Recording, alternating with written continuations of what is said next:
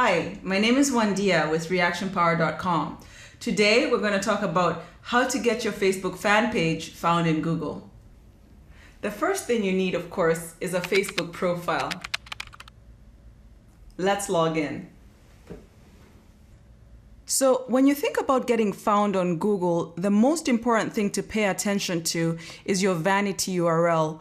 You know, that's that Wandia Shuri that you specify. You create a vanity URL, and that's going to be indexed on Google. So if I clip out my name, for example, and I go into Google and search for Wandia Shuri, you notice here that Facebook, my Facebook profile, is the third one that shows up because my name is right in there in my vanity URL. I hope that was helpful. If you need additional information, feel free to reach me at www.wandia.info.